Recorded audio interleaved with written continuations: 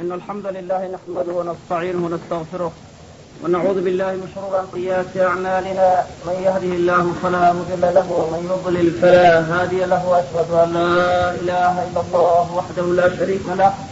وأشهد أن محمدا عبده ورسوله. أما بعد فإن خير الحديث كتاب الله وخير الهدي محمد وشر الأمور محدثاتها وكل محدثة بدعة وكل بدعة ضلالة وكل ضلالة في النار. maanta ay taariikhdu tahay 29 bisha Muharram 1425 hijriyada waxaynu masaajidka Khalid ibn Walid aynu ka jeedinaynaa muhaadara ku saabsan التحذير من الفرقة الضالة الغالية في التكفير والهجرة. يعني جديد laga digayo kooxda mulkay ee ku taraxtay gaalaysiinta iyo hijrada. ugu horeyn takfiirku ama gaalaysiintu wuxuu leeyahay yani qayb xaqa iyo qayb baatila. hijraduna waa saas waxaa jirta hijro xaq ah iyo hijro baatila. saas aawadeed waxaa la diidayaa inta baatilka lala yimaado oo cidan ilaahay iyo rasuulkiisu gaalaysiin la gaalaysiiyo. laakiin ciddii ilaahay iyo rasuulkiisu sala allahu calayhi wasalam ay gaalaysiiyeen in la gaalaysiiyaa waa xaq. marka takfiirku wada madmuum ma aha ama gaalaysiinta wax la gaalaysiiyaa ma wada xuma. waxa xun cidaan ilaahay iyo rasuulkiisu gaalaysiin in la gaalaysiiyo. laakiin ciddii ilaahay iyo rasuulkiisu gaalaysiiyeen in la gaalaysiiyaa waa waajib. hijraduna waa saas sideed oo waxaa jirta hijro xaq ah oo adilada kitaabka iyo sunnada ku soo aroortay ayaa jirta, iyo hijro baatil ah oo aynu iyadana sheegi doono ayaa jirta. ugu horeyn waajib waxa ah in waxyaalaha bidca aad iyo aad la iskaga ilaaliyo, waayo dhibaatada ay bidcadu leedahay waa daran tahay. waxaana ku soo arooray digista laga digaayo bidcada iyo ehelkeeda adilo badan baa ku soo aroortay. mawduucaasna dad fara badani waa ka gaabiyaan oo ihtimaam iyo dadaal ma siiyaan. laakiin rasuulullahi Muhammad sala allahu alayhi wasalam ahlulbidca waa ka digi jiray oo waa la garanayaa digitaanada uu nabigu sala allahu alayhi wasalam uu ka digay bidcada iyo ehelkeeda uu ka digay. wuxuu oran jiray nabigu sala allahu alayhi wasalam wa iyaakum wa muxdathaati alumuur fa ina kulla muxdathatin bidca wa kulla bidcatin dalaalah wa kulla dalaalatin fi nnaar baa rasuulku yihi sala allahu alayhi wasalam. waxaan idinka digayaa bidcooyinka iyo umuuraha kuwooda la soo darisiiyey oo diinta lagu soo kordhiyey baan idinka digaya. waayo wax kastoo diinta lagu soo kordhiyey waa bidco. bidco kastaana waa baadi. baadi kastaana naartay ku jirtaa buu nabigu yihi sala allahu alayhi wasalam. bimacnaa naartaa lagu gelayaa oo cidda la timaada ayaa naarta ku gelaysa ayuu nabigu yihi sala allahu alayhi wasalam. waana xadiis saxiixa. waata kale nabigu sala allahu alayhi wasalam waxa uu yihi ina allaha xajaza atawbata can kulli saaxibi bidcatin xataa yadaca bidcata. ilaahay waa ka teeday toobadda mid kastoo bidca u saaxiiba ilaa uu bidcadiisa ka tago. ilaa uu bidcada ka tago tawbaddu waa ka xidhanta. xadiiskaasina waa saxiix oo sheekh albani waa saxiixiyey. waayo shuruudda ay toobaddu leedahay waxaa ka mid ah aliqlaacu can idembi. bidcadiina qofku inaanu ka foqin ee wanaag u arko ayaa laga yaabaa. markaa saas aawadeed waatay a'immadii salafka qaarkood sida sufyaan ibnu cuyayna ay odhan jireen albidcatu axabu ilaa ibliisa min almacsiya. ibliis bidcada iyo macsida wuxuu u jacayl badan yahay bidcada. lianna almacsiyata yutaabu minha waalbidcatu laa yutaabu minha. waayo macsida waa laga toobad keenaa laakiin bidcada lagama toobad keeno. yacni sida haalibkaa buu ka hadlaya. axaadiis kale oo markaa uu kaga warramayo nebigu sala allahu alayh wasalam oo uu ka digayo xataa in la hooyo oo la soo dhoweeyo dadka bidcada wata ayaa jirta. oo nabigu sala allahu alayh wasalam waxa uu yihi man axdatha fiiha xadathan aw aawaa muxdithan facalayhi lacnat allahi waalmalaa'ikati waannaasi ajmaciin. madiine qofka ku soo hooya bidca ku soo kordhiya oo bidca madiine keena madiinat rasuul sala allahu alayh wasalam, ama ku soo hooyo qof bidca wato bidcoolaa facalayhi lacnat allahi waalmalaa'ikati waannaasi ajmaciin. riwaayadka qaarkood oo fiiha aynay ku jirina inay jiraan baan filaya. marka waxaa laga digay xataa in la soo dhoweeyo ayaa aad iyo aad looga digay. adilada yani bidcada ka digaysa aad bay u fara badanta kooxda hadda aynu sheegayno ee takfiirka iyo hijrada guluwiga ku samaysayna waxaan shaki lahayn inay bidconayaal yihiin wax laga shakin kara maaha yani si kasta sunnada ay isugu dhadhajiyaan ee waxaan shaki lahayn inay guluwi iyo bidco ku dhaceen oo ay mubtadico yihiin waayo dalaal iyo baadi ku baaqayaan baadidooduna waa fara badan tahay markaa niqaab ama kalimaad baan ka tusaalaynayaa waxyaalaha markaa baadidooda oo laga garan karo kollay si mujmala ayaa muxaadarada lagama gayoon karo mawduuca si mufasala haddii la ysidhahdo in looga hadlo saas aawadeed qodobada waxaan u tilmaamayaa si waxa weeye markaa tusaalayn ah ama kooban baan marka insha allahu tacaala aan u taataabanaya qodobka koowaad waxyaalaha baadida ay ku dhaceen waxaa ka mid ah dad wax magarata ah oo aan cilmi lahayn oo takfiirka muslimiinta la gaalaysiinayo ku dhiiranaya dadkana ku dhiiri gelinaya in dadka markaa la gaalaysiiyo tajaru'u ljuhaal wa tajri'uhum cala takfiiri lmuslimiin masalada noocaasi waxa weeye waa arrin ay ku dhaceen oo ay xataa leeyihiin yani looma shardiyo culamo iyo wax lamida looma shardiyo qof waliba waa inuu marka waxa weeye yani iyadaan caalim uga horreeyo xukumay jirin ayuu marka waxa weeye xukumi karaa oo ay rasaaisha qaarkood ay xarxariiqeenna ay ku dareen oo ay waxyaalaha noocaasa qoreen oo ay yidhahdeen waalidku wuxuu garan karaa ilmihiisa inuu gaaloobay qur-aankay ku sugan tahay oo waa tii markaa waalidkii inankiisa la dardaarmayay ku yani marka ay ku yidhaahdeen ataciidaanini an akfura billahi marka waxa weeye maadaama ay sidaa ku yidhahdeen kufrigii inay garanayaan waalidadu ayaa laga qaadanaya waxa kaloo ku sugan markaa waladku wuxuu garan karaa ilmuhu yani aabihii inuu gaaloobay ama waalidkii inuu gaaloobay waayo qur-aanka waxa ku sugan iyadoo yani markaa la yidhi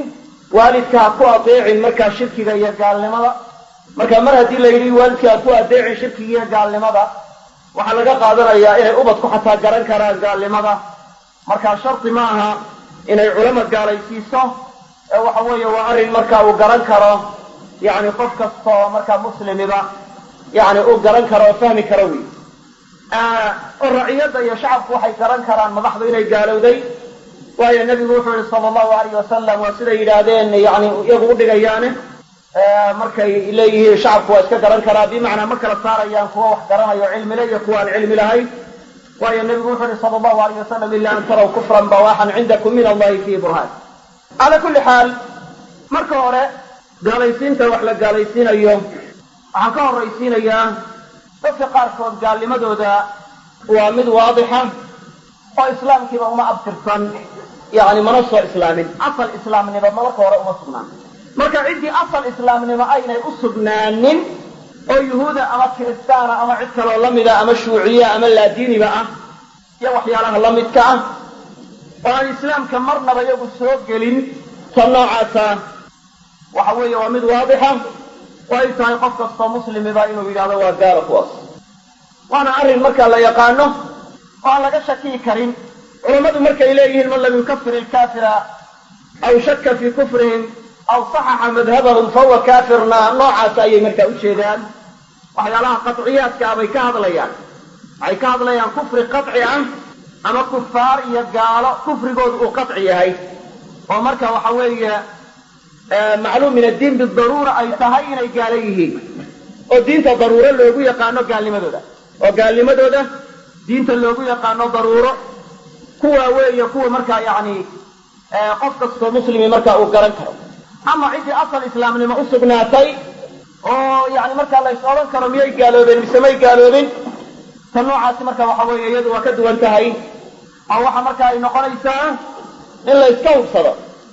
hadduu leeyahay diintii waa ka baxay oo waa ridoobay oo waxa weeye markaa taas uu leeyahay oo kufri qaciya ay iska noqonayso taasna iyadana waxa weeye ishkaal ma laha sida waxaan markaa qofnaba ka jaahil noqon karin oo cid markaa garan waayeysaaba aynay jirin sida inuu ilaahay caayo ama rasuulkiisa caayo iyo waxyaalaha la midka ah ashyaada noocaas oo kaleana waxay tahay waa waxyaalo yani markaa kufrigu uu noqonayo qaci oo gaalnimadoodu ay noqonayso macluum min addiin bidaruura laakiin ashyaada yani marka ay noqonayso gaalnimada lagu gaalaysiinaya dadka qaarkood macluum min addiin bidaruura aan ahayn يعني يضو وحوية إلا وإن مركا أي نقطة عند كفت وريسا أما مركا حكوميسا وإن علماء نقطة ولقى ما مرانتاس وهي تفسيرك وحكم الشرعي حكمك الشرعي أنا عقلي وكلي لغو مقرته waxaa lagu gartaa aqoon diin iyo loo leeyahay baa lagu gartaa culamaduna taa waa isla ogol yihiin inuu waxa weeye tafsiirka ama gaalaysiintu uu yahay ama kufriguba uu yahay xukun sharciya mar hadduu xukun sharciya yahay cidaan shareecadii markaa aqoon u lahayn yani arrin ay markaa ka hadli karta ama ka fatwoon karta ama ay xukumi karta ma aha waxaana u daliila qawluhu tacaala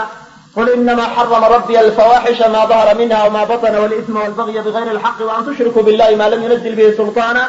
وأن تقولوا على الله ما لا تعلمون موضع الشاهد وحن وجه ذا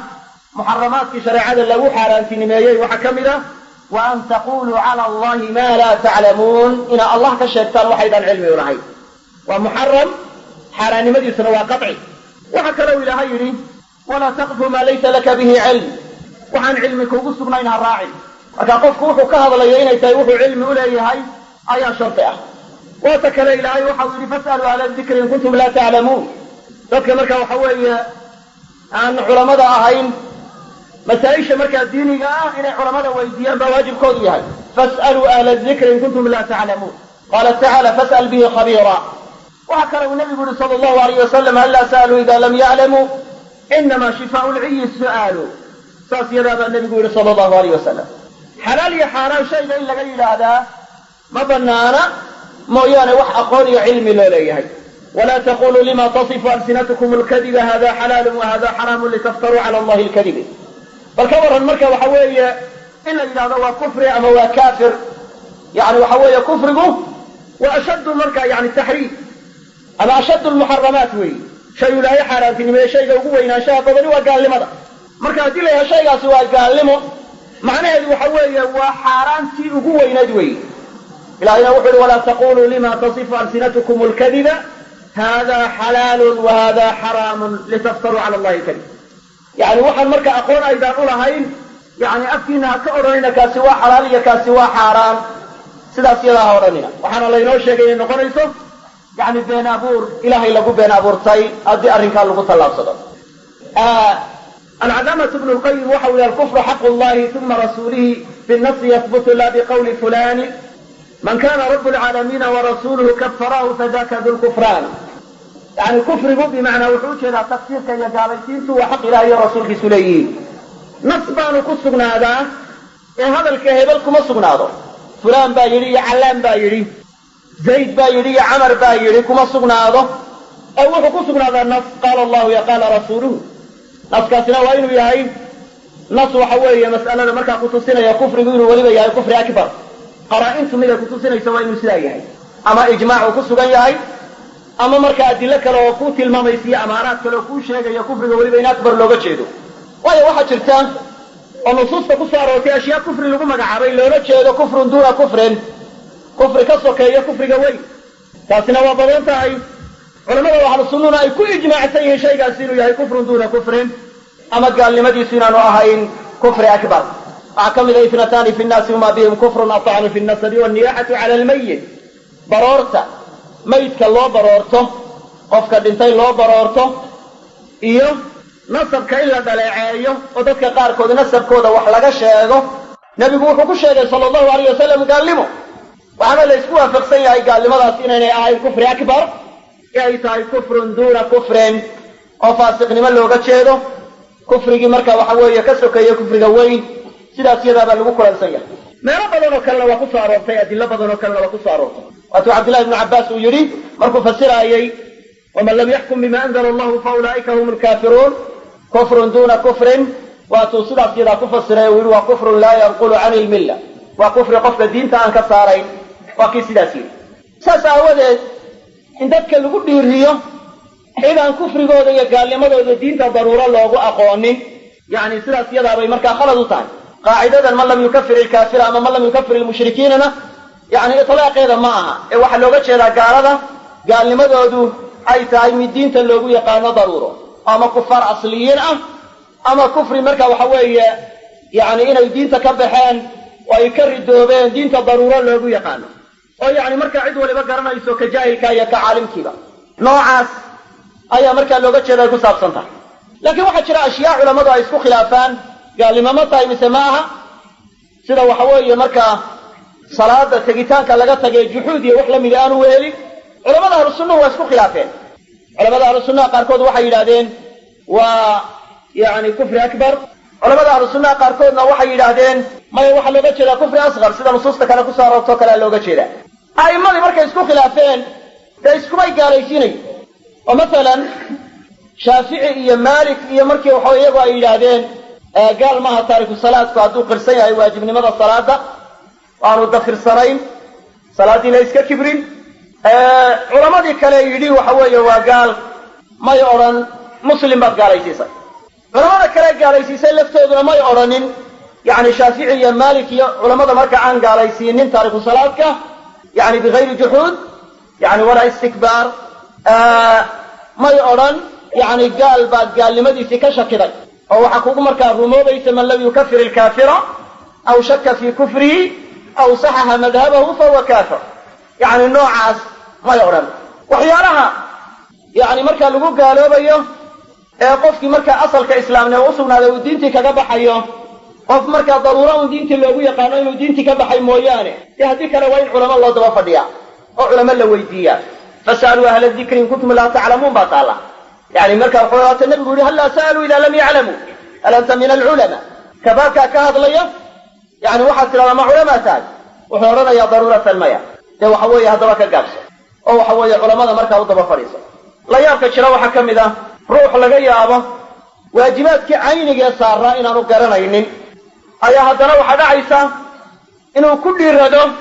masaa-ishan fatwada iyo qadaada iyo ku saabsan ee furuudulkifaa'iya noqonaya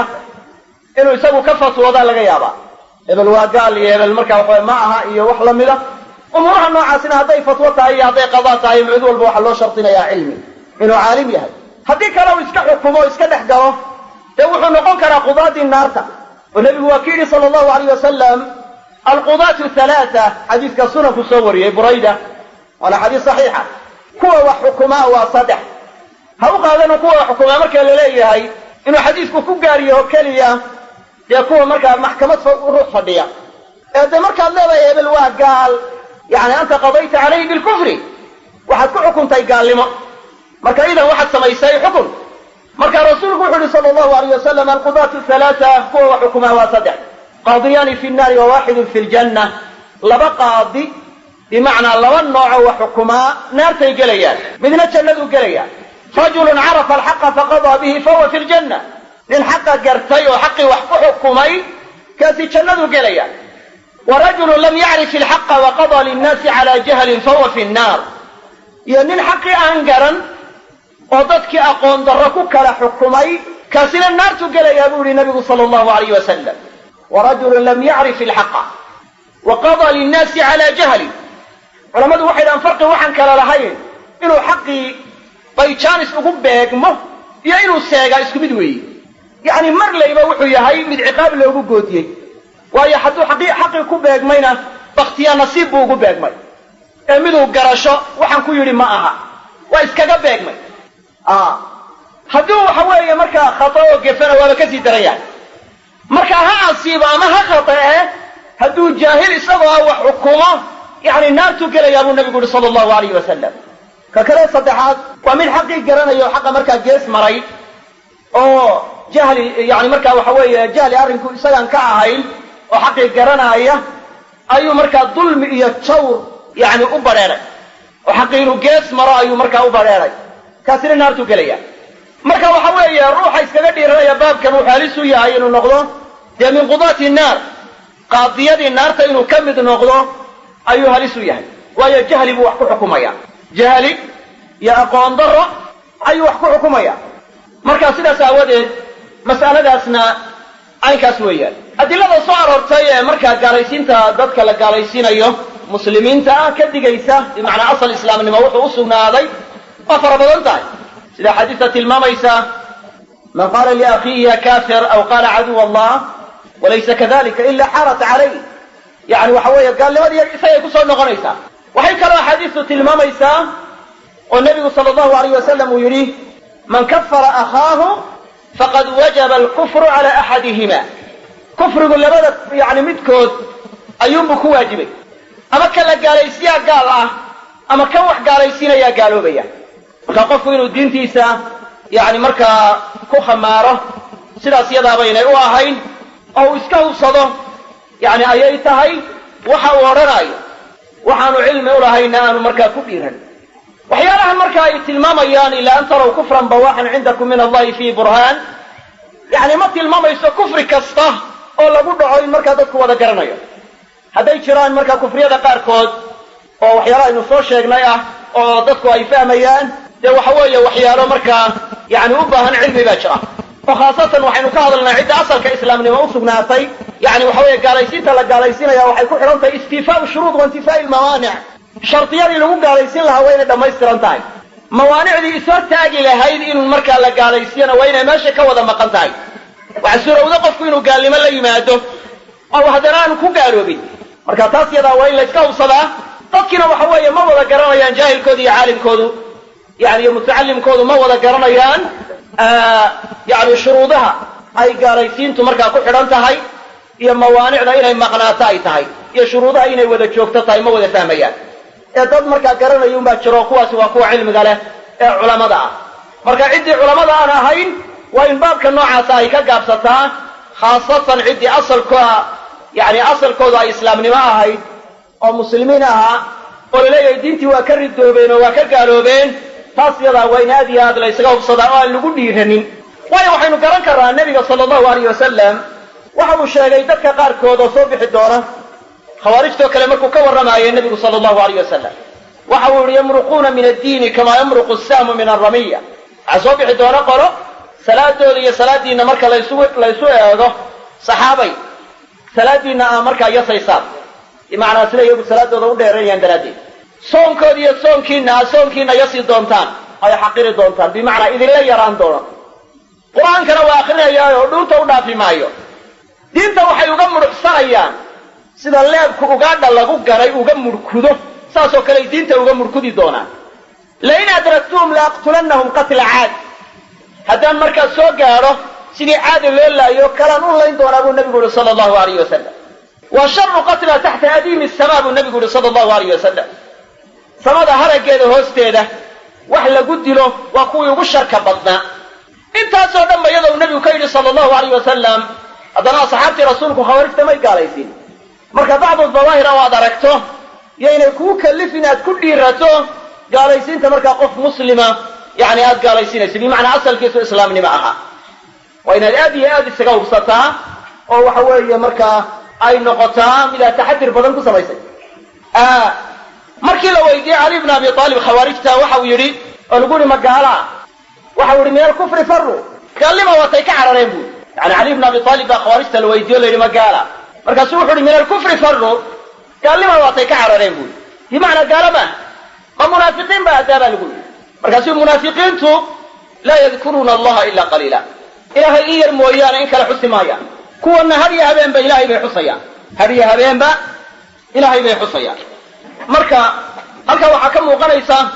asxaabta rasuulku sala allahu alayhi wasalam inaynay ku dheerayn jirin yani waxa weeye gaalaysiinta dadka taas yadaa baa laga qaadanaya taas yadaa ayaa laga qaadanaya waxyaalaha kale nimankani ay ku qaldan yihiin waa fara badan yihiin waxaan doonayaa bal hadda inaan waxyaalaha qaarkood ka tilmaamo waxaa ka mid a waxyaalahay markaa ku qaldan yihiin inay yidhaahdaan ictiqaadka iyagaasoo kale waxa haysta mooyaane yani ciddii kale islaamnimo يعني uma suganayno waa muslimiin ma odhanayno mooyaane qof aanu jirrabnay oo aanu ku ogaanay caqiidada aanu haysano kale inay haystaan oo ummadda waxa weeye markaa sidaan u gaalaysiinayno kale u gaalaysiinaya taasna waxa weeye takfiirka caamka ee ummadda markaa si caam oo loo gaalaysiiyo oo la yidhahdo ummaddani waa ummad gaala ah waa arrin marka waxa khatara wey waa arrin khatara weeyaan waatuu nabigu yidhi sala allahu alayh wasalam من قال هلك الناس فهو أهلكهم كي يهددك وهلك سمين إصيا وهلك بضن أهلكهم أي أكثرهم هلاكا لفظك لو حلو ضبطيا أهلكهم يا أهلكهم كافك إلا كردقا إلا قدو marka kala macnay noqonaysa kaafka marka la godo iyo marka la kordhigo marka la goday ahlakuhum la yidhahdo ay aktaruhum halaakan waa ismu tafdiil ahlakahum marka la yidhaahdana waa ficil ahlakahum yani waxa weye waa ficil marka weeye ficil maadi oo isaga halaagay weeyaan isaga ayaa halaagay weeyaan marka dabdiga xadiidka sida loo dabdinaya macnuu isku khilaafaya waxaana qaadi ciyaad marka uu yidhi markuu ka hadlayay waxyaalaha lagu gaaloobo kitaabkiisa ashifaa bixuquuqi lmustafa waxa uu yidhi hadal macnihiisu yahay qofka saxaabada rasuulka sala allahu alayh wasalam gaalaysiyaa waa gaal aw qaala qawlan yatawassalu ila tadliili lumma ama yidhaahdo hadal uu markaa ku gaadhaayo ummadda inuu markaa dalaaleeyo oo baadiyeeyo bimacnaa ummaddii waxa weeye islaamka yani si caama hadduu markaa inuu u dalaaleeyo oo u baadiyeeyo ama u gaalaysiiyo taas yadii markaa waxa weeye hadal noocaas oo kale hadduu yidhaahdo yadana wuxuu noqonayaa markaa gaal buu noqonayaa bu kitaabkiisa ashifaa fi xuquuqi lmustafa buu hadalka noocaasa ku yidhi saas aawadeed waxay qabaan dadka waxa weeye in la odhanaayo saddex qaybood in loo qaybinayo qayb waxa weeye markaa muslimiin ah waa iyaga iyo wixii ictiqaadkooda haystay u qabaan iyo qayb ay ku ogaadeen ictiqaadkooda inay khilaafsan yihiin oo dadka ay gaalaysiinayaan aynay markaa qaarkood gaalaysiinayn ama ka tabarru'ayn iyagana waxay odhanayaan waa gaalo waayo gaalay ka weli yeesheen mar hadday gaaladii ka weli yeesheen oo muwaalaad ay siiyeen waxay iyagu noqonayaan bay yidhahaan gaalo mid kale waxay yidhaahdeen yani maanu garan xaalkiisa ictiqaadka yaga miyuu raacsan yahay mise waa khilaafsan yahay bimacnaa intaanu gaalaysiinayno ma nala gaalaysiinaya mana ka beri noqonaya mise bacdi ka mida kuwaanu gaalaysiinayno ayaanu gaalaysiinayn ama ka beri noqonayn kaasna waxay yidhahdaan mastuurulxaal bay yidhaahdaan oo xaalkiisu waa mid naga asturay oo aanaan garanayn bay yidhahdaan yacni ma kala garanayno inuuna khilaafsan yahay iyo inuuna waafaqsan yahay marka ilaa intaanu ka ogaanayno inaynu khilaafsan yahay iyo inuuna waafaqsan yahay waanu ka tawaqufaynaa marka dadkii waxay u qaybiyeen kafir iyo markaa waxawe mu'min ama muslim iyo waxa weeye markaa mid mastuurulxaal oo laga tawaqufaayo saddexdaa qaybood bay ka dhigeen ilaahayna dee dadka wuxuu u qaybiyey dee kafir iyo mu'min fa minkum kafirun wa minkum mu'min iyagu qayb kaley ku dareen oo yidhahdeen markaa mastuurulxaal baa la yidhaha waa laga tawaqufaya yacni wax daliilay u hayaan qaybtaa kale ma jiro iyagaa yidhi waxa weeye markaa iyadoo ilaahay laba u qaybiyey dadkii fa minkum kafirun wa minkum mu'minun aya iyagu waxa odhanayaan maya saddex baanu ka dhigaynaa mid mu'mina oo waa ictiqaadka iyagaa cidda haysata oo ummadda intaanu gaalaysiinayna oo nala gaalaysiinaysa kana beri noqonaysa aan waxba la cunaynin bimacnaa aan dabaa'ixdooda cunayn iyo waxay gowracaan aan la tukanayn cibaadaadkooda kala dhex baxay yacni salaad aan ku xidhanayn daaca iyo wax la mida aan siinaynin yacni muslimiin aan u qirsanayn wahaakada xuquuqdii muslimiinta oo iyagaa isku koobay xuquuqdii muslimiinta iyaga ayaa isku koobay marka qaybtaa kale waxa weeye qofka ilaa inta la hubsanayo waxay leeyihiin waa laga tawaqufaya adilada kitaabka iyo sunnaduna waxa taas inoo tilmaami mayso adilada kitaabka iyo sunnadu waxay inoo sheegaysaa dee waxa weeye in qofku ama muslim noqonaayo ama kafir inuu noqonaayo labadaasay inoo sheegaysaa qofkana daahirkiisa in lagu xukumaayo man sallaa salaatana wastaqbala qiblatana wa akala dabiixatana fadalika almuslim baa markaa nebigu yihi sala allahu alayh wasalam kii salaadayada tukada oo qibladayada qaabila oo u jeesta xagga qibladayada kacbada u jeesta oo waxaanu gowracna cunaa kaasi waa muslim dee asal waxaa axmaashaasi kay ka muuqataa inuu muslim yahay iyaguna waxay leeyihiin maya ilaa ictiqaadaadkiisa kale aan ogaano intaa keliya islaamnimo uga xukumi mayno ma rasuulullahi maxamed sala allahu alayh wasalam hadalkiisa la raaca mise hadalkooda la raaca man sallaa salaatana wastaqbala qiblatana wa akala dabiixatana fadalika almuslim baa nabigu yihi rasuulku sala allahu alayh wasalam waa dhici kartaa intaaba isagoo la yimi inuu gaalnimo dib kala yimaado islaamnimadiisii ay ka burto laakiin marka hore islaamnimadu way ugu sugnaanaysaa asal ahaan acmaasha hadduu la yimaado laakiin macnaheedu maaha ma gaaloobi karo dib laakiin iyagu waxay leeyihiin may asalka islaamnimada marka hore aad sugaysaan baaban intaa ku sugmayn yacni kufriga waxa weeye qofka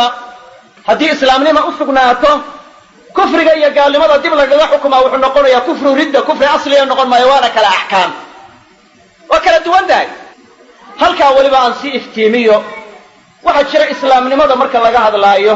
ama cibaara ukhraaba iimaanka marka laga hadlaayo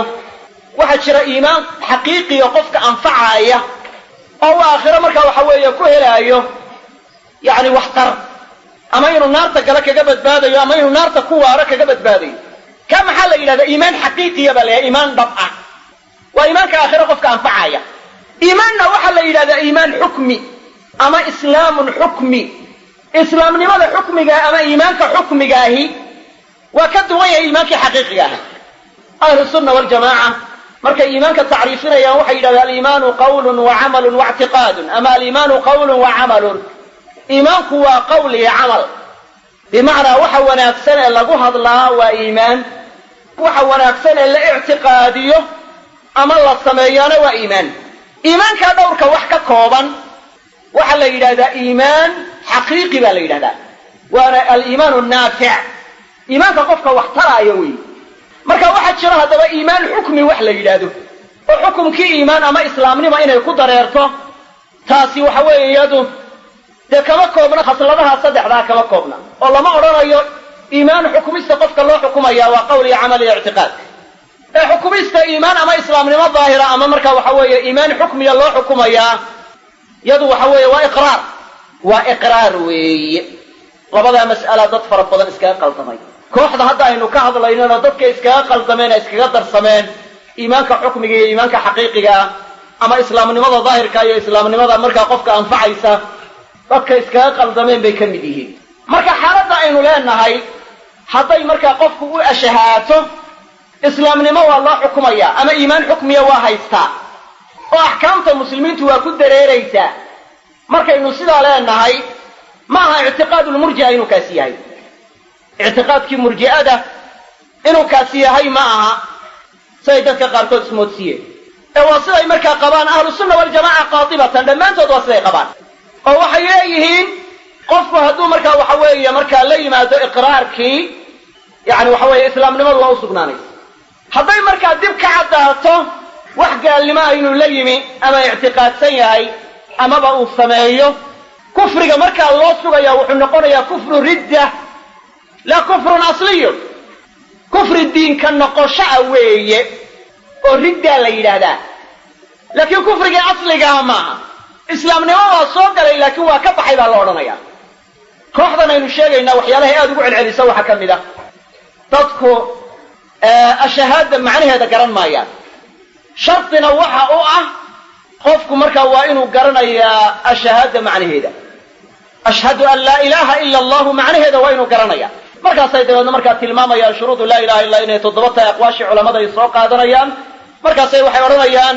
waata adilada ay ku soo aroortay cilmigu inuu shardi yahay faclam annahu laa ilaha illa allah ila man shahida bilxaqi wahum yaclamuun iyo adilada la midka ah markaasay waxay odhanayaan dadkani ma haddaynay mar fahminba laa ilaaha ila allahu aynay macnaheedii garaan may garane yani looma xukumayo looma sugayo islaamnimaba mabay islaaminba marka hore ay odhanayaan marka warka noocaasay sheegayaan waxaa ku jira talbiis oo macnaha muxuu ku jira dee waxa weeye marka cilmigan iyo shuruudahan marka laa ilaha illa allahu iyo hadda markaa la tilmaamayaa waxay shardi u tahay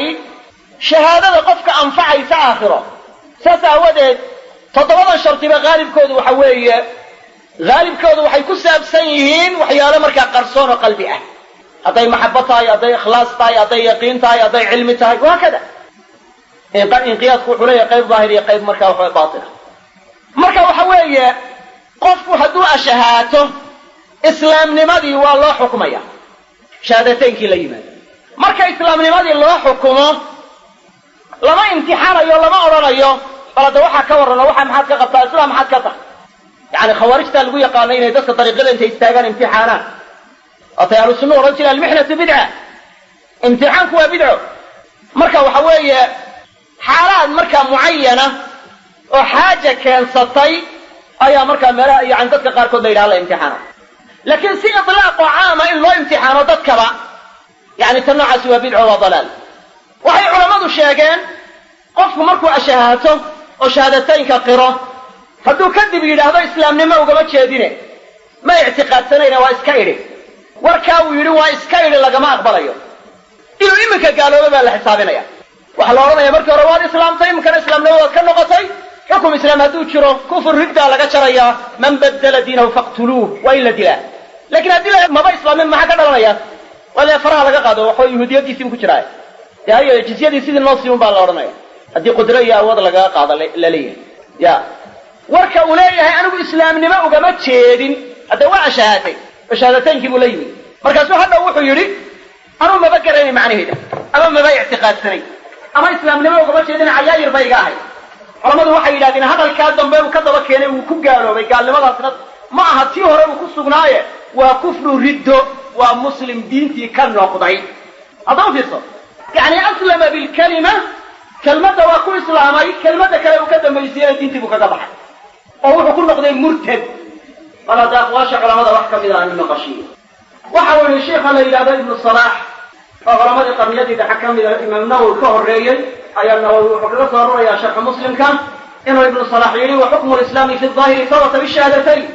xukumka islaamnimadu muuqaalka sare bimacnaa waa islaamkii daahirka ahaa shahaadateynka ku sugnaatay wa inamaa adaafa mujalladka koowaad safxadda 148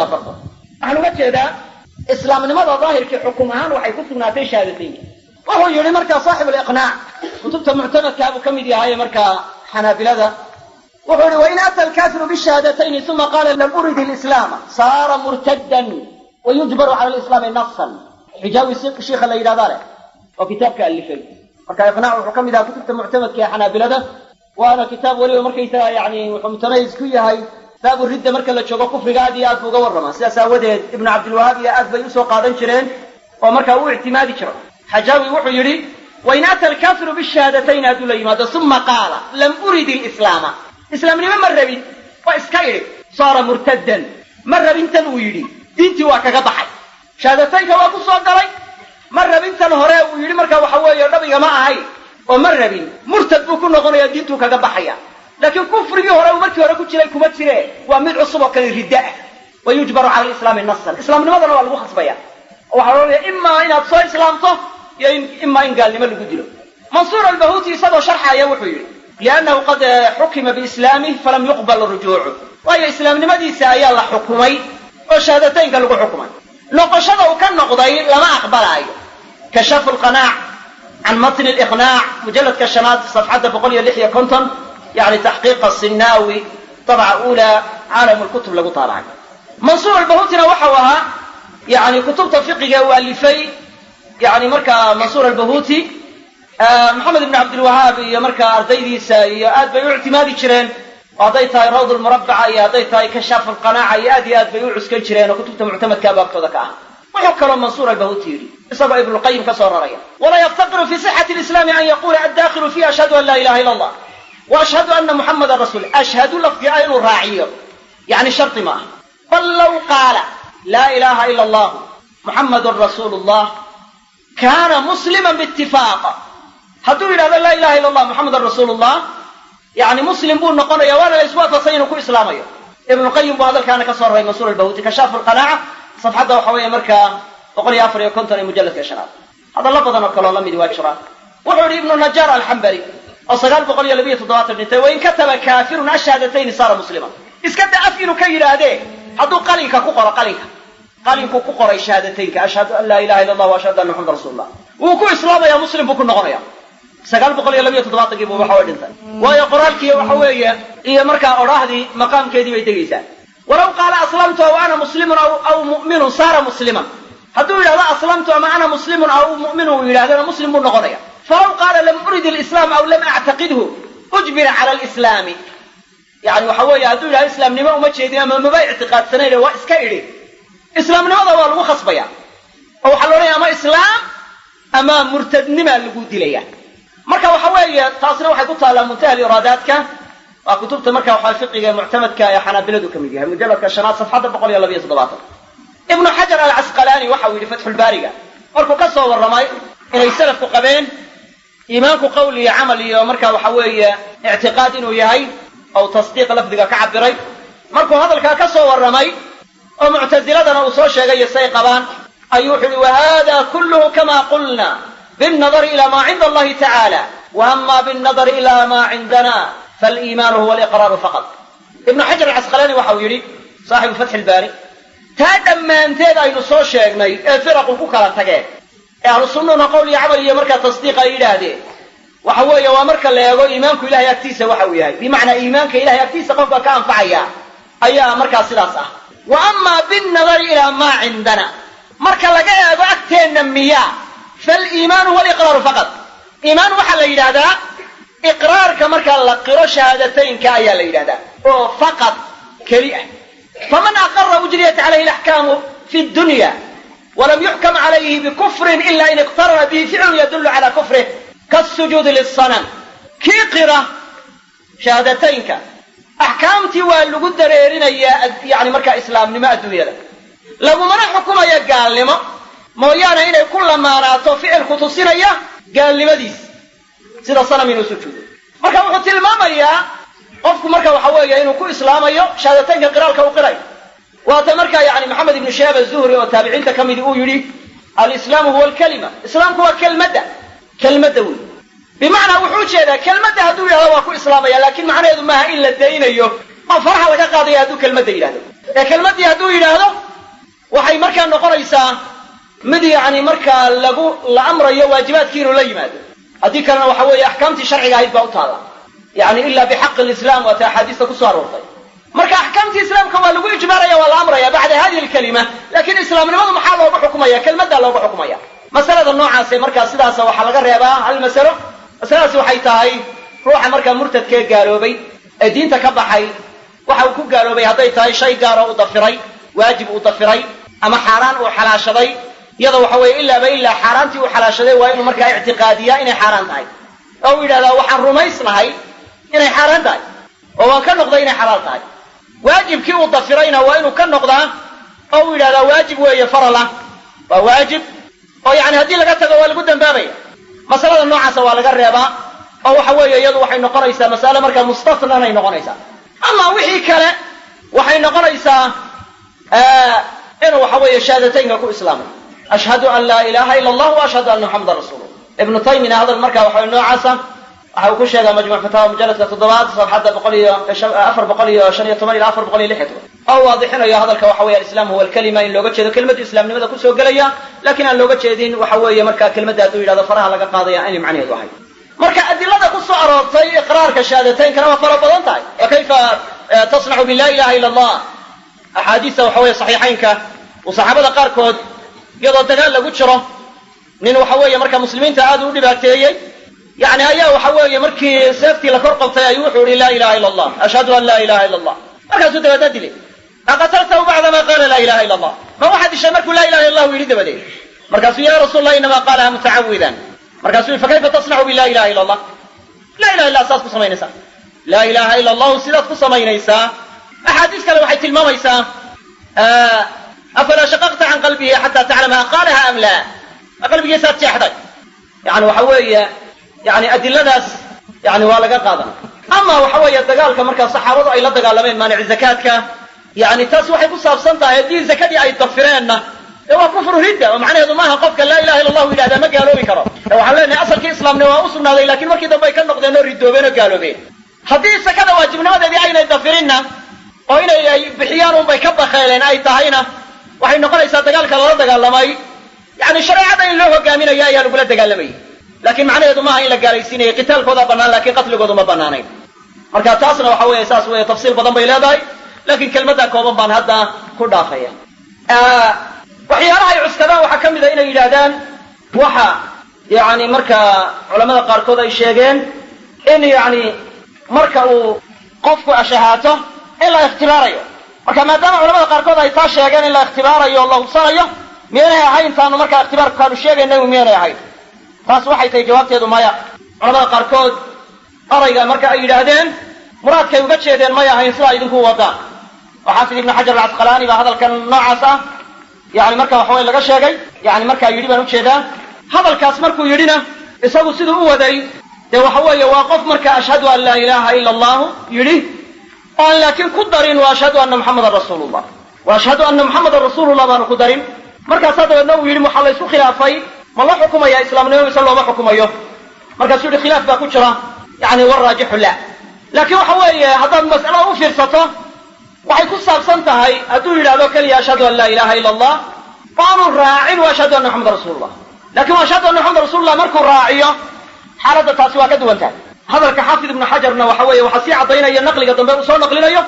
oo khatabi ka soo raray أو تلمامية ومحل الخلاف يعني ماشي خلاف واحد صابصنتهاي في من اطلع على معتقده الفاسد مثل طالع ذي لأجادي معتقد كي سحن لأجادي هذا معتقد كي كان نقضي كاسي مركب صابصنتها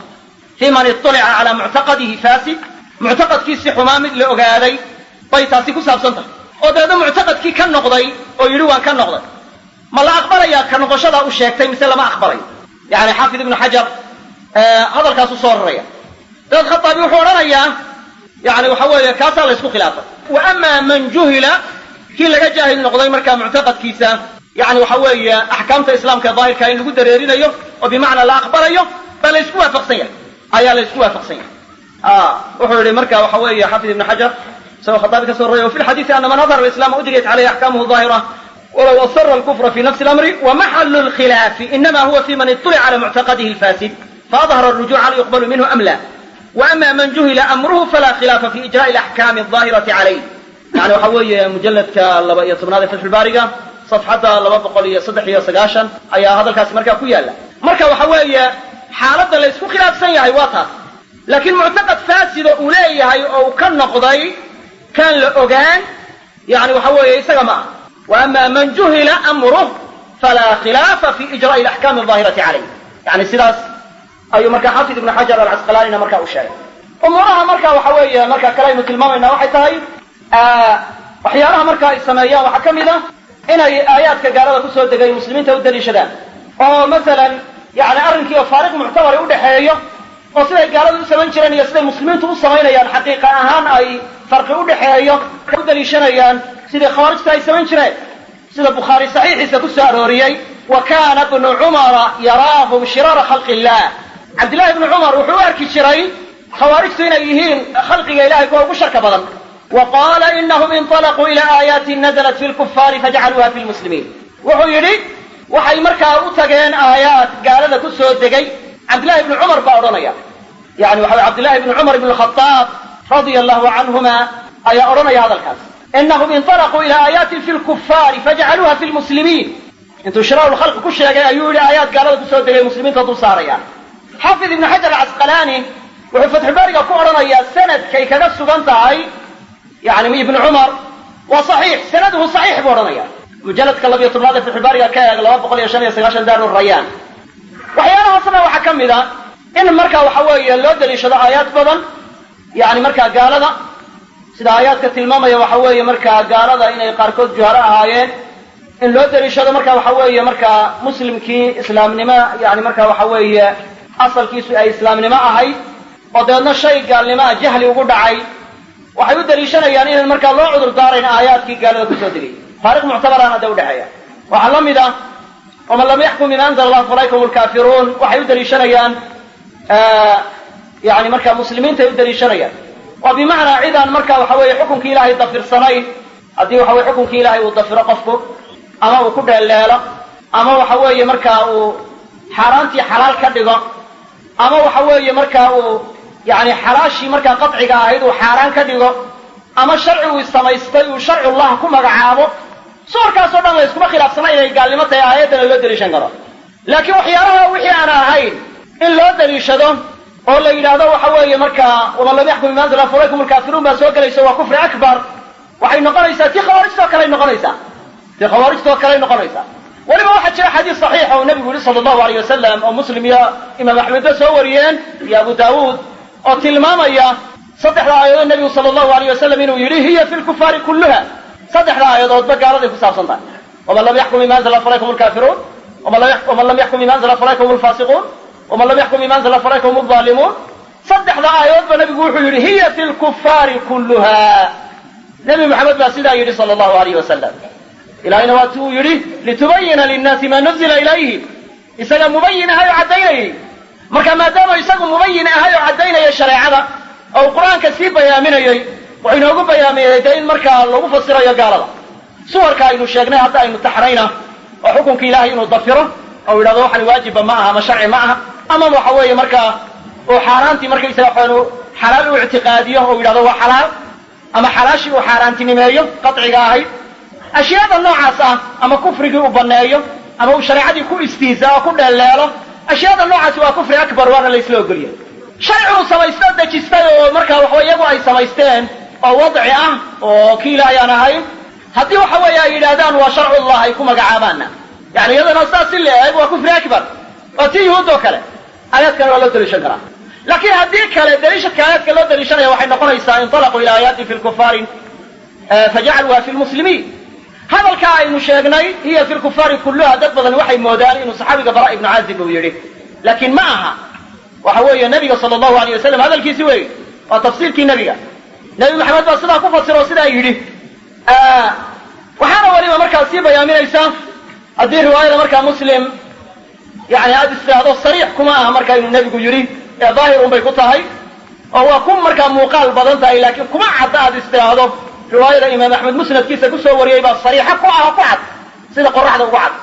can inabiyi sala allahu alayh wasalama qawlahu hiya fi lkufaari kulluha saddexda aayadood ba intuu sheegay weliba mawduucan markaa ku saabsan alxukmu bigayri ma anzala allah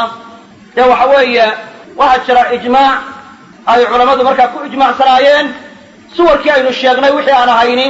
inay noqonayaan markaa waxaweye macsi ama kabiira ay noqonayaan aqoonsha culamada sidaas tilmaamaysaana de waa badan tahay waxaa ka mid a abulcabaas alqurtubi waxa uu soo raray ijmac buu soo raray uu masalada noocaasa ku sheegayo oo uu tilmaamayo markaa inay yani itifaaq tahay oo saas yadaa tilmaamay waxa uu yidhi abulcabaas alqurtubi wamaqsuudu hada albaxthi ana hadihi alaayaat abulcabaas alqurtubi waxa weeye qurtubigii mufasirka ahaa buu sheikh u ahaa oo waxa uu leeyahy kitaab sharxu muslima oo la yidhahdo almufhim lima ashkala min saxiixi muslim waxa uu odhanayaa wamaqsuudu hada albaxthi ana hadihi alaayaati aayaat ilmaa'ida ujeedaa almuraadu biha ahlu lkufri walcinaad وأنها وإن كانت ألفاظها عامة فقد خرج منها المسلمون لأن ترك العمل بالحكم مع الإيمان بأصله هو دون الشرك وقد قال تعالى إن الله لا يغفر أن يشرك به ويغفر ما دون ذلك لمن يشاء وترك الحكم بذلك ليس بشرك بالاتفاق فيجوز أن يغفر والكفر لا يغفر فلا يكون ترك العمل بالحكم كفرا وعلماء مركا قرنيدي دحاء شيخ الإسلام ابن تيمية النووي وكهريي abulcabaas alqurtubi baa horreeyey kitaabkiisa muslim uu ku sharxay uu hadalkaa ku odhanaya xukunka in laga tago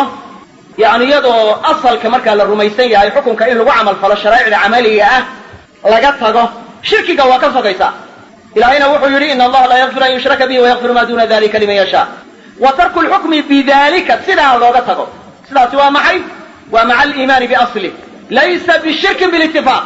shirki ma aha sida laysku waafaqsan yahay hadda itifaaq buu ku soo roray laysa bishirkin bilitifaaq fayajuuzu an yugfara waxa bannaan in la dhaafo waalkufru laa yugfaru kufrigana lama dhaafo kufri akbar tawbad la-aanteed lama dhaafo falaa yakunu tarku lcamali bilxukmi kufraa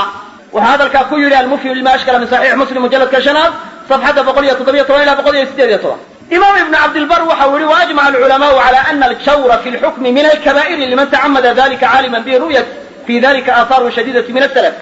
يعني إنه مركا كبائر تاي حكم كان لقو شرفراء والظلم لقو سمايا أي شيء علماء إن كل إجماع سنين وأجمع العلماء على أن الجور في الحكم من الكبائر كبائر لا اصطلاحية وحلا يدادا وحيالات دون الشرك تمهيدك كل يوم مجلد كشناد أفريا تضباطا هذا الله بدل وكرا مركا نوعا وكرا نواري إمام أحمد بن حنبل مركي لا يقول كفر آيات وامحي وحلو كفر لا ينقل عن الملة مثل الإيمان بعضه دون بعض فكذلك الكفر حتى يجيء من ذلك أمر لا يختلف فيه إلى يعني أي كلمة يسألنا الله يسكو خلاف إلى لقاه أيوه وحلقوا حنباريا الكفر حكم كاللقوا الشياقي ومن لم يحكم من أنزل فلكم الكافرون إلا وجد كفر دون كفر لكن أرنا الله يسكو خلاف وصور الله الشياقي إن مثلا يمكن الشياقي إنه وياني فأصبح إنه قال يسير كفر أكبر أقواشا كلا علماء واسكفر بضنطهي لكن على سبيل التمثيل يعني مركا تاسبا إنه وخلاف يعني مركا إمام ابن تيمية وحو يريه فلا وربك لا يؤمنون حتى يحكموك فيما شجر بينهم آياتها مركو شاقيي وهذه الآية مما يحتج بها الخوارج على تكفير ولاة الأمور الذين لا يحكمون بما أنزل الله ثم يزعمون أن اعتقادهم العقيدة قلبك يسموه ثم يزعمون أن اعتقادهم هو حكم الله منهاج السنة النبوية مجرد كشنات صفحة بقرية كوبي صدم يعني أن يكون لتحقيق محمد رشاد يعني وحو تلماميا آيات خوارج تدليشته علماء الصاص تلمامين وفر بدين وخوارج حيو دليشتها يعني مدحدا الشريعة كحكمين إنay gaala yihiin madaxdaasoo sheeganaysa inuu ictiqaadkoodu yahay xukunka ilaahay admaraysa yazcumuuna kulay ala kulli xaal masaa'ishaasi mabsuuda waxaan uga hadlay ashradada la yidhaahdo masaa'il kufri wal iimaan laakiin hadda cala sabiili tamthiil ama tusaalayn ahaan intaas mas'aladaasna waa inaga filan waxyaalaha kale aan wax ka tilmaamaya waxaa ka mid ah masalada ku saabsan muwaalaat alkufaar tafsiil ma geliyaan oo waxay yidhahdaan gaalada haddaad markaa muwaalaad siiso waad gaalowday yani dawaahirtay daliishanayaan adilada qaarkoodna waa ka tegayaan waxay cuskanayaan waman yatawallahum minkum fa inahu minhum ku kastoo gaalada ka wali yeesho muwaalaad siiyaa iyaguu ka tirsan yahay yaga ayuu ka tirsan yahay ya iimaanka loo diidaayo in laga nafinaayo yani markaa cidda gaalada ka wali yeelata لا تجد قوما يؤمنون بالله واليوم الآخر يوادون من حاد الله ورسوله ولو كانوا آباءهم أو أبناءهم أو إخوانهم أو عشيرتهم آيات كان يقول منك لكن أهل السنة والجماعة وحيسكوها فقصيهن قالوا إن موالات الصياح إن إلا بقى يبادوا قيب صنطر قيب قال لما الدين تلقى قربحاي يا قيب قال لماذا كسر كيسا لما بقى قيبادوا إلا قيب صنطر أهل السنة يسكوها فقصيهن أهل السنة ما كيسنا يسكوها فقصيهن وحيود دليشان أيان تفصيل كمسألة هاي قلين أيان وحيود دليشان أيان حديث كي حاطب ابن أبي بلتعة كمدة وحيالا يدليشان أيان ومثلا نبي صلى الله عليه وسلم مركو دوري إنه دوله أو قال لي قريشيات كدوله يا مكة يا مسافة بضن بأوضع عيسى النبي وروحه بشعلا إنه ورمقبته كقلا مركاني صحابية وبدر كقيب قالوا حاطب ابن أبي بلتعة اللي هذا نكاسا ورقات قري يعني مركا كدقا أيها النبي صلى الله عليه وسلم يا مسلمين أو قال له قري أو حكو يري يعني رسولك إلهي وإذن كسو دولية وركا سرتي النوعة سبحية وحوية وصرتي الدقال وقال دي وحوية سرتي مسلمين تلو قدبيي ونوع موالاته هذا أمرك النبي صلى الله عليه وسلم لو وحيودي عيدا بوضر النبي صلى الله عليه وسلم قبردي ورقد اللوردي بيكاد وتكتا تدوح المشى روضة خاخلة إلى هذا تقى قبرد بوتكي دونتان السعدالة مركا ورقد بيسيدا ورقد كسوقادا علي بن أبي طالب يصحابك لا يا دقاقي فرضي فلان ماشي ونبي وشيغاي bay tageen gabadhii bay kula kulmeen keen bay yiraahdeen waraaqda sido way dafirtay markii hore waxay wax warqada ma sido way u hanjabeen markay u hanjabeen ayay dibadna warqadii soo saartay warqadii bay soo qaadeen nabiga u keenay sallallahu alayhi wasallam warqadii baa la furo wala akhriyay waxa ku taala warqadu waxay ka socotaa Xaatib ibn Abi Balta'a waxay ku socotaa Quraysh rasuulka Ilaahay way idin ku soo duulayaan nabigu Xaatib ibn Abi Balta'a saxaabiga buu yeeray ma hada ya Xaatib wala Xaatib oo tani waa maxay arrinkan waa maxay markaasuu yaa rasuul allahi ay ku degdegina wallahi arrinkan uma yeelin buu yidhi shaki aan diinta ka shakisanahay iyo noqosho diinta aan ka ridoobay oo ka noqday uma yeelin uma samayn laakiin waxaan ahay nimaan quraysh isagu ka dhalan ee haddana ku dhex nool oo wuxuu ahaa reer yamaneed buu ahaa marka saxaabadaadii kale ila midka ee muhaajiriinta ahaa iyo adiga qaraabooyin bay quraysh ku lahaayeen xoolahooda iyo ubadkooda u dhowrta anigu wax qaraabo ah kuma lihi buuri wax qaraabo ah iyo xigto ah quraysh kuma lihi marka waxaan is-iri waxaan diintana waxba yeelin adigana ku anfaca oo xoolahaaga lagu marka waxa weeye dhowro samee saasa waqada u qora nabigu wuxuu yiri sallallahu alayhi wasallam qad sadaqakum rabbu idin shaaga run ayuu idin shaaga waxa hadlay Umar ibn Khattab oo xanaaqay baa hadlay wuxuu yiri da'ani adrib unuqa hada almunaafiq rasuulka ilaahu ida munaafiqan qortaan ka jare qortaan ka jare ida fa innahu kafara wa dhahara alayka a'daak وقالوا عدويتنا وكوسو تاغيري وأسو هيليه نبي وحو جواب صلى الله عليه وسلم إنه شهد بدرا نكاد منافق كشريت عمر بدر بو كقيب قلي بدر أي كقيب قلي وما أدراك أن الله اطلع على أهل بدر فقال اعملوا ما شئتم فقد غفرت لكم وما حد كقر ليس يوكو أغيسيي إنه إلهي خير بدر قلبي يضغط طالع علي أو كل واحد دونتان سمايا ويدين بدافير حديث كأول هذا وحي كدري شديد نيكا قالوا سرت مسلمين تأبحية وقدبية إنا مركا كنا قرينين سرت ومركا يعني تجسس كأو سمايا سرت بحية كلية أضان وحكا للراعين إنا كنا قرين كافر وأنا موالاه كاسي يلو سرتي مركا مسلمين تلو قدبية قالوا وموالاتك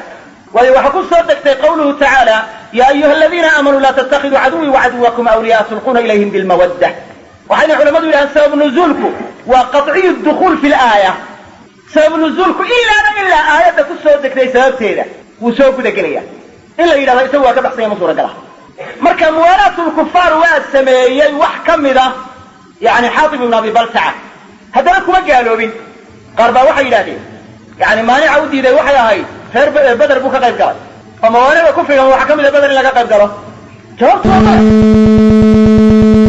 بدر يبع ويقيب قال مانع موانع كفر لا قال لا يبقى أسمنت ولا تراني إذا وانا قال لما كل مرايين ولا يقع ذكر حديثا لكن